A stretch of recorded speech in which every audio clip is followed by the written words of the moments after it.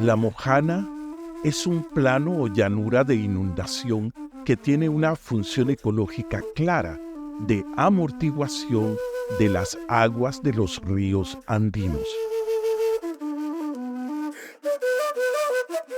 Bueno, la Mojana tiene unas características particulares. Está ubicada en el norte de Colombia, en las tierras bajas del Caribe, y es lo que se llama una planicie de inundación o una batea, ¿sí?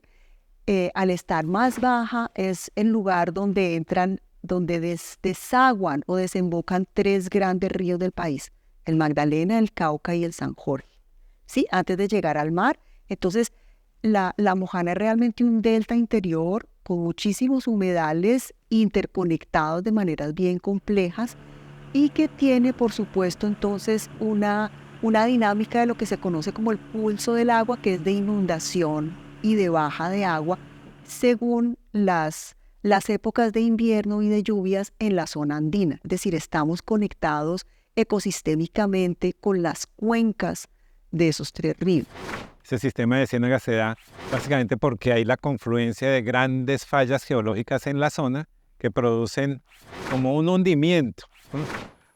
Como se habló de esta como una ecorregión, porque está comprendida por una serie de humedales que incumbe el río San Jorge, el río Cauca, el río Magdalena, y una serie de caños, como el caño Viloria, el caño Rabón, el caño Carate, el caño Misalo y otra serie de caños que son muy importantes y que se articulan y forman una red hídrica y que es una zona obviamente que está dentro de la región momposina, todo lo que es la depresión momposina. En las épocas de lluvia, los ríos inundan la Mojana y abonan sus tierras con sedimentos y minerales que recogen a lo largo de sus cursos. Hay lugares que permanecen inundados hasta 8 meses al año. El agua allí deviene fuentes de vida, alimento, medio de transporte y comunicación, espacio de recreación y contemplación.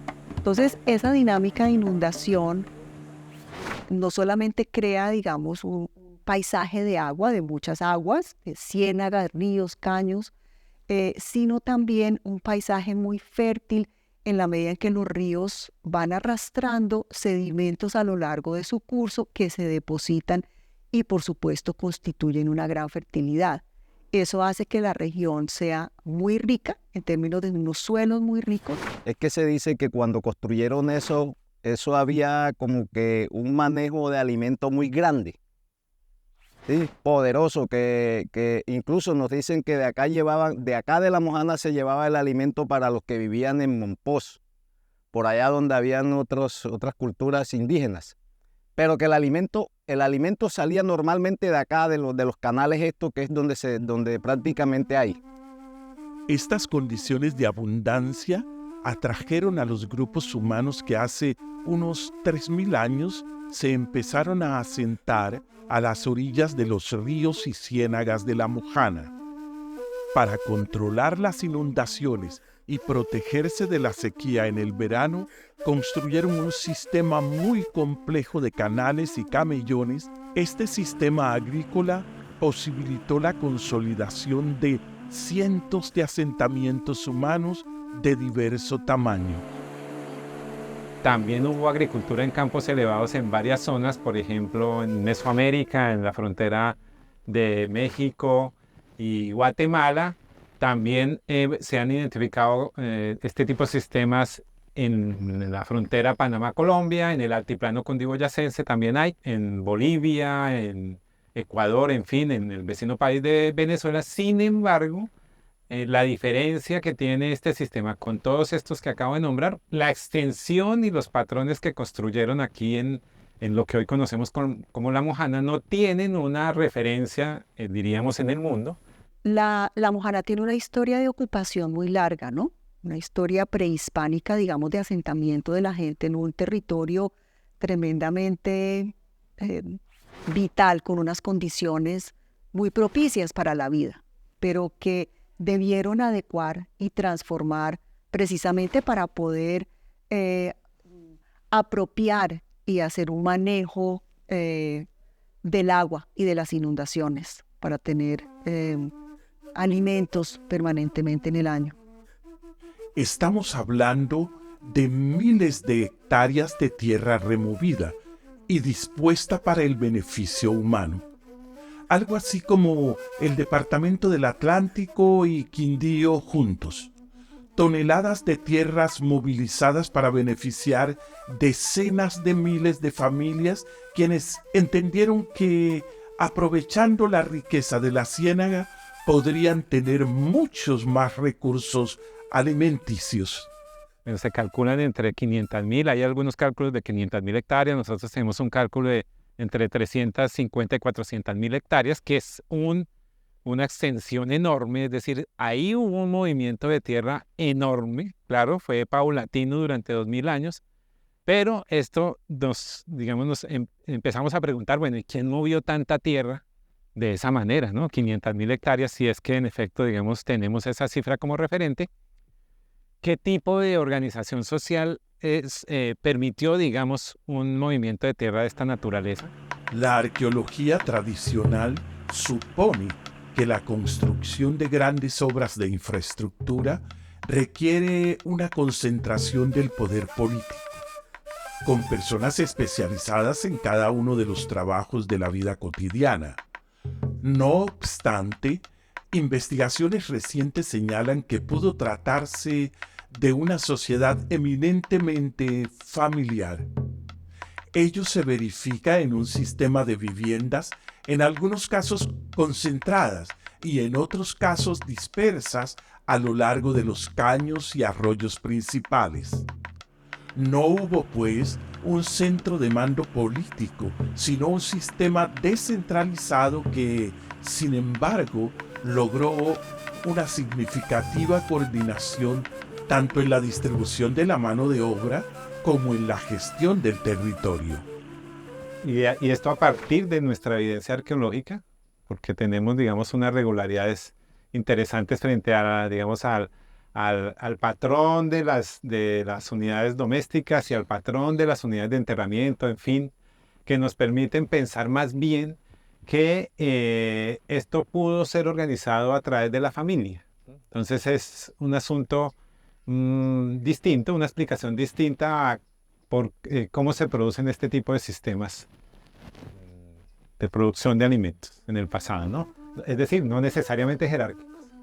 Durante cerca de 2000 años, los habitantes de La Mojana trabajaron muy duro para construir y mantener lo que se convirtió en una de las obras de infraestructura hidráulica más grandes del continente americano. Era una población fuerte y bien alimentada que supo convivir con las dinámicas del agua de los ríos y las ciénagas, de la selva y de la biodiversidad. ¿Qué quiere decir eso? Que las personas que habitaron estos lugares con condiciones muy similares en términos de inundación, lo hicieron a través de la elevación de los terrenos. O sea, se elevaban los terrenos con el fin de habitarlos, pero también elevaban terrenos para la agricultura. Esto es uno de las formas de ocupación humana más interesantes, al menos, para época prehispánica, que tenemos en el norte de Sudamérica, particularmente en Colombia. Entre los aspectos que más sorprende de esta forma de poblamiento, de este colosal movimiento de tierra y de la construcción de un medio antrópico para miles de personas, es la temprana fecha de las ocupaciones. Esto ocurrió hace más o menos unos 3000 años atrás, cuando las poblaciones empezaron a ocupar esta área. Fue paulatino, duraron 2000 años en la zona. Llegaron más o menos hasta el 1200 después de Cristo. Después no tenemos muchos datos de qué sucedió, pero presumimos que las poblaciones migraron, se movieron para otros lugares. No sabemos exactamente por qué. Con la migración de los zenú, los canales y camellones dejaron de usarse y mantenerse. Fue por casualidad y durante un vuelo aéreo en los años 60 que se descubrió la magnitud y magnificencia de esta obra de ingeniería indígena. Sin embargo, el paso del tiempo, el movimiento del agua y la sedimentación de los ríos por la deforestación en las cuencas altas del San Jorge, el Cauca y el Magdalena, así como la intervención humana, han transformado drásticamente el paisaje mojanero. La riqueza hídrica de la Mojana es fuente de una gran diversidad pesquera de especies locales y migratorias como el bocachico y el bagre, que han sido la base de la alimentación local. En los años 70, el San Jorge aportaba las mayores capturas de los ríos de la cuenca del Magdalena. Por ello, se incentivó el desarrollo de la pesca comercial de agua dulce para abastecer a la población colombiana.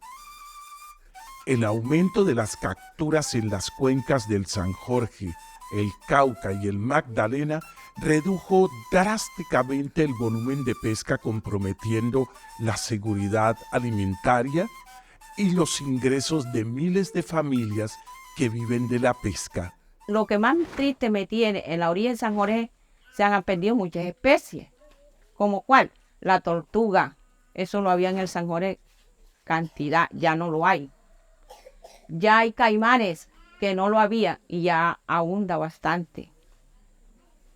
Se coge la mojarra, el balbú, el coroncoro, la pacora. Todas esas especies las están viendo, pero muy poquitas. Mientras las comunidades prehispánicas cultivaron basándose en la observación atenta de la naturaleza, el clima y los movimientos del agua, logrando una agricultura permanente durante todo el año. Las intervenciones agrícolas y ganaderas de hoy en día se hacen generalmente interrumpiendo la conectividad o buscando controlar el agua mediante diques, jarillones, terraplenes y carreteras. Hoy en día, la agricultura aquí se hace fundamentalmente en los periodos en los que las aguas bajan. En cambio, con el sistema de canales y camellones, las poblaciones pudieron sembrar de manera permanente durante todo el año y seguramente cosechar en varias temporadas. Este es un sitio donde en épocas de invierno hay mucho pescado. En épocas de verano están los canales zenúes donde nosotros normalmente antes, cuando se nos iba el agua, sembrábamos nuestra agricultura como el maíz, la uyama, la calabaza, frijoles y muchos granos sembrábamos acá. Pero si bien las ciénagas son un ecosistema que permite regular el incremento de grandes caudales de agua, ello no ocurre a prueba de todo invierno. Yo creo que el agua que en este momento se ve como una anomalía de inundación, sobre todo que se ve como una anomalía, como un desastre, como una amenaza, como un riesgo, no fue así no ha sido así para la gente de la Mojana, que ha vivido con este movimiento y este flujo del agua y la inundación. Por eso son culturas anfibias, porque van de la tierra al agua y han sabido aprovechar el ecosistema en su movimiento, no en contra de estos procesos naturales. Entonces eso es lo que nos llama a nosotros a entender a la Mojana de una manera distinta, desde una óptica ecológica, también histórica, pero entenderla también en sus interacciones con lo que pasa a lo largo de los ríos. Y en ese sentido, digamos, es un llamado a tener una mirada más ecosistémica y a entender los efectos que desde otras regiones podemos estar teniendo sobre la Mojana.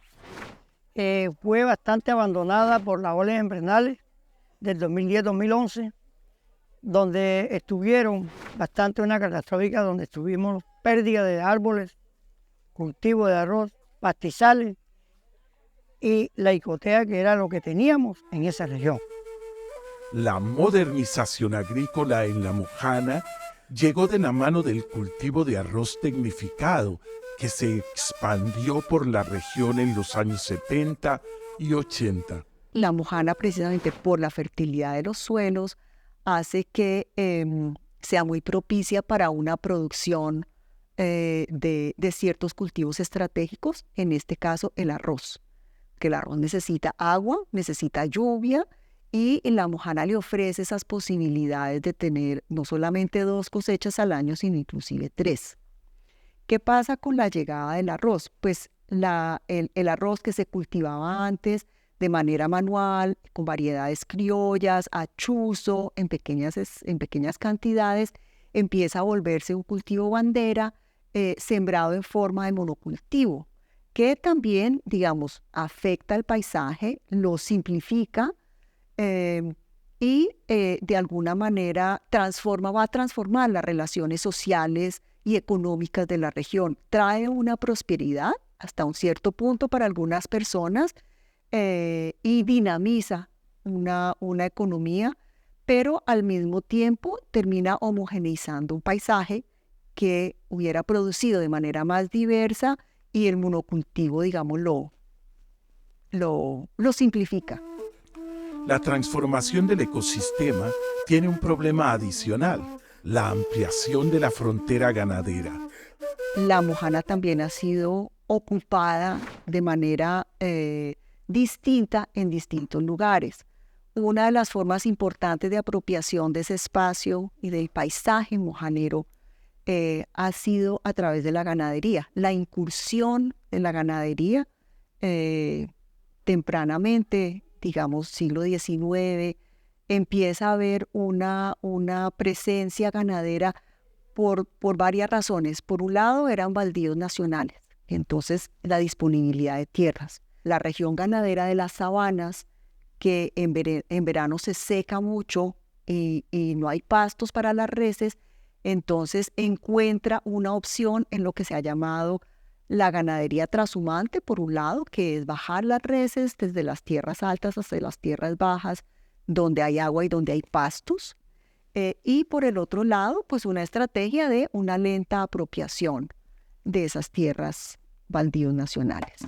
El problema se complejiza con la llegada de una especie particularmente nociva para la vida acuática. Se trata de un vacuno muy resistente al duro clima tropical. Los búfalos entran a la ciénaga y allí instalan su revolcadero, dejan sus excretas y establecen zonas de pisoteo y sendas de circulación, afectando la ciénaga y los canales y camellones prehispánicos. El búfalo puede permanecer inundado, lo que no puede hacer el ganado, pero también tienen un efecto muy nocivo en el apisonamiento de los suelos, en la contaminación de las aguas, en el alejamiento de especies locales, y eso, digamos, crea, ¿no?, unas nuevas condiciones ambientales, ecológicas y de convivencia de las especies. Ese búfalo por donde se mete, eso rompe todos los zapales y el agua se va. Por su ubicación geográfica en las tierras bajas del Caribe y al ser una depresión, la mojana no solamente recibe las aguas de los ríos, sino los desechos que la gente arroja a su paso por los centros poblados y campos. Muchas veces se piensa que la contaminación de nuestros ríos va directo al mar, y ello es parcialmente cierto, porque también se queda en nuestras ciénagas. La mojana es, de cierto modo, un sifón del país. La mojana tiene ya documentada presencia de por lo menos 5 metales tóxicos, pues lo cual es muy grave para no solamente la salud ambiental, sino la salud de la población. Y eso significa una paulatina enfermedad de los ecosistemas y de la gente, de las especies y de las personas que allí viven. Y lo estamos viendo, digamos, en la aparición de problemas como cáncer, la enfermedad renal crónica, mutaciones, problemas degenerativos, habría que hacer, hay que hacer un llamado, digamos, a las instituciones, al Estado, porque es un problema, digamos, de orden nacional, de salud pública, que tiene también unos costos sociales y económicos muy altos. El agua era una agua muy buena, pero ahora tenemos el agua un poco contaminada. ¿Por qué? Por tantas que vienen tantas crecientes, y esas crecientes lo que traen son problemas en el agua, bacterias, ¿verdad? Tenemos a veces muchos brotes, los niños, uno. En realidad, ¿por qué? Porque el agua no está ya purificada, el agua viene muy contaminada. Que las aguas venían con bastante mercurio a causa de tanta maquinaria que se había en las minas ilegales y las legales, porque también tenían el mismo control, las ilegales. Luego contaminaron todas las aguas del río San Jorge y la Mojana. Las ciénagas no son solamente un recurso hídrico, sino una forma de vida comunal, en donde las personas van adquiriendo derechos sobre los espacios que va dejando periódicamente el agua en el vaivén de su curso caprichoso. En el recorrido siempre oscilante del agua, justamente se han formado comunidades anfibias que comprenden su territorio, construyendo sistemas de gobernanza de la ciénaga, tanto en tiempos de aguas bajas como en tiempos de aguas altas. La tierra comunal se trabajan en la comunidad. O sea, estábamos acostumbrados a que en la finca, pues el grupo de comunidad iba y tenía acceso a esa tierra. ¿Por qué? Porque las conseguíamos para cultivar. Pero ya desafortunadamente el hacendado ha sembrado pastos, pastizales, y pues las tierras que estábamos acostumbrados a obtener para sembrar ya no la podemos tener, porque ellos tienen su ganado allí, y entonces hemos quedado sin este privilegio de tener esa tierra. Las dificultades para encontrar alimento en la ciénaga han ido secando la vida cienaguera, la vida anfibia, donde la gente depende tanto del agua como de la tierra, está en riesgo en algunas zonas y puede llevar a que los mojaneros y mojaneras tengan que dejar su tierra. A raíz de los últimos tiempos hubo una invasión de los terratenientes acá, que cogieron y cerraron todas las zonas estas que son del Estado. Ya nosotros no tenemos acceso a estas tierras. Entonces estamos sufriendo y padeciendo porque ya se nos va el pescado y ya no podemos sembrar la agricultura. No tenemos tierra para sembrar el pan coger. ¿Qué es el pan coger? El pan coger es el ñame, el plátano, la yuca. Eso no lo tenemos para sembrar. No podemos sembrar donde tengamos un ojito de tierra, cuando mucho la mate plátano, ¿verdad? Entonces, eso es lo que nosotros necesitamos. En el corregimiento El Torno, en San Marcos, la reconstrucción de la ciénaga luego del desastre del 2010 y 2011 ha sido encabezada por las mujeres. Ellas comenzaron un proceso de reforestación y levantamiento de huertas ecológicas, buscando recuperar su medio de vida a través de saberes nuevos y antiguos. Creo que hacen como 8 años o más de 8 años que ustedes construyeron o forestaron allá en un territorio y que estaba perdido. Y gracias a Dios lo pudimos rescatar, ellos lo pudieron rescatar. Y por lo menos yo lo he podido ver, y sé que muchos de los niños y de los jóvenes también lo van a alcanzar a ver. Para nosotros como seres mojaneros, pues el agua es más que un canal de transporte, pues es la vida misma.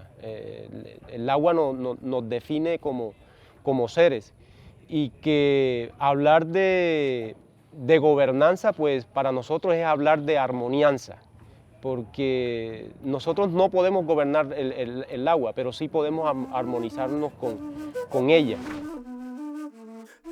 Aunque parezca una tierra lejana y desconocida, estamos más cerca de la Mojana de lo que parece. Los flujos del agua nos conectan. Nuestras acciones en las cuencas hidrográficas del San Jorge, el Cauca y el Magdalena repercuten directamente en una región que es fuente de vida y es el territorio que sustenta los modos de vida y la cultura de miles de colombianos y colombianas.